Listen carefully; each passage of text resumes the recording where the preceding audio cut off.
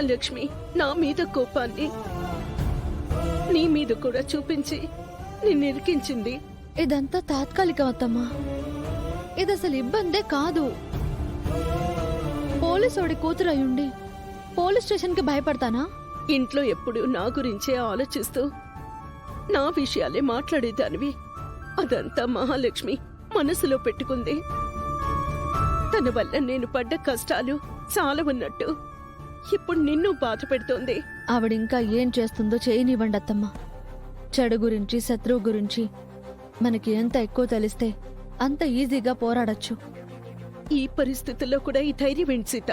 మనం పోరాడటానికి ధైర్యమే ఆయుధం అత్తమ్మా.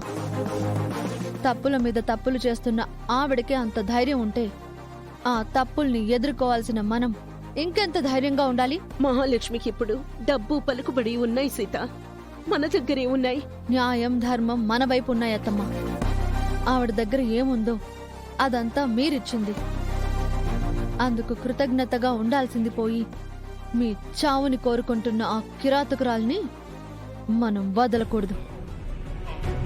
మీ పట్ల నా పట్ల ఆ మహాలక్ష్మి ఎన్ని దుర్మార్గాలు చేసిందో లెక్క పెట్టి వాటన్నింటికీ శిక్ష వేయాలి.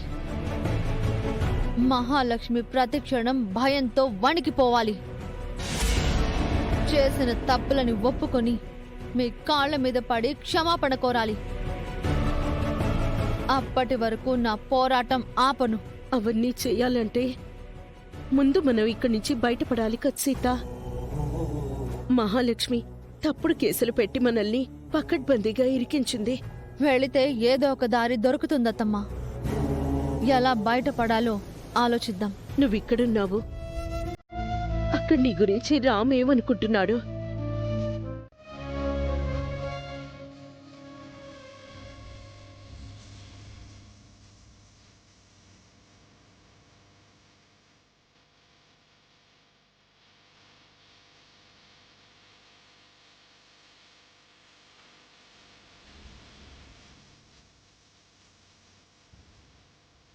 రామ్, కాఫీ. వద్దు పిన్ని. తాగురాం, సీత వల్ల మొదలైన తలనొప్పి కాస్తైనా తగ్గుతుంది. నువ్వు అన్నం నీళ్లు మానేసినంత మాత్రాన సీత నిర్దోషిగా బయటికొస్తుందారా? సీత ఏం తప్పు చేసిందని బావా దోషిగా లోపలే ఉండడానికి? సీత చేసిన తప్పుల వల్లే ఈ ఇంటికి ఇబ్బందులొచ్చాయి.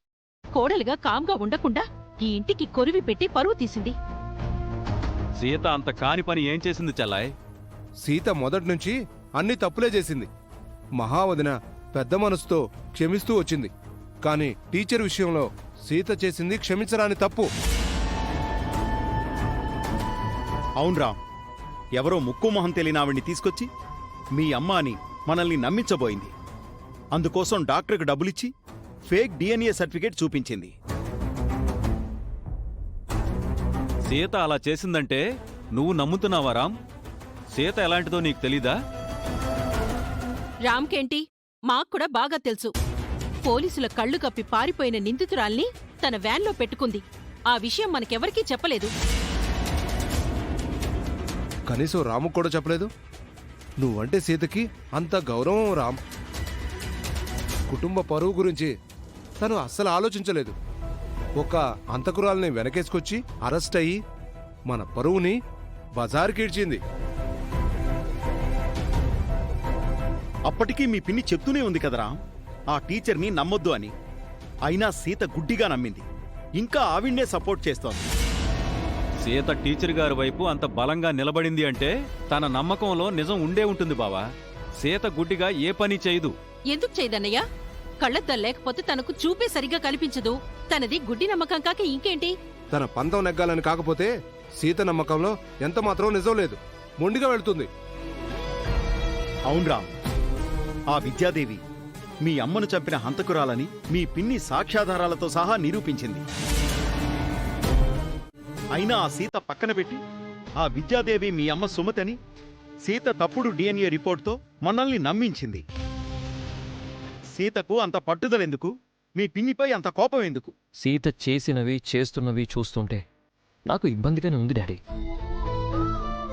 గుడ్డిగా పిన్నికి ఎదురెళ్తుందని కోపంగా కూడా ఉంది. కానీ ఏ ఆధారం లేకుండా సీత అలా చెయ్యదని ఎక్కడో చిన్న ఆశ కూడా ఉంది.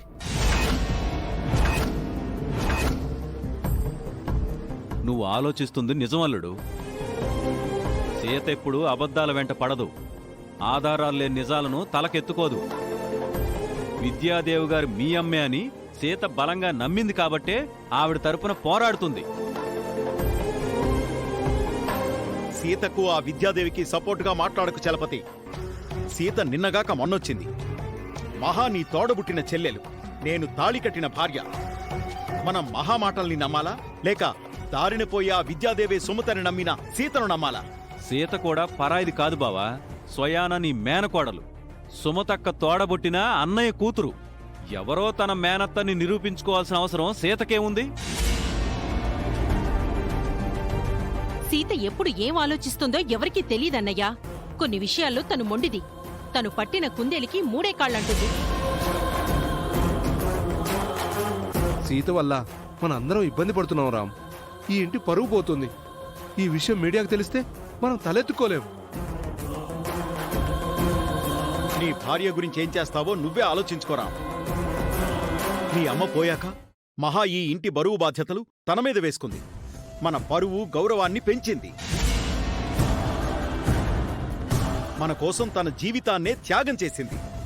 అలాంటి మహా మాట వింటావో లేక సీతను వెనకేసుకొస్తావో నీ ఇష్టం.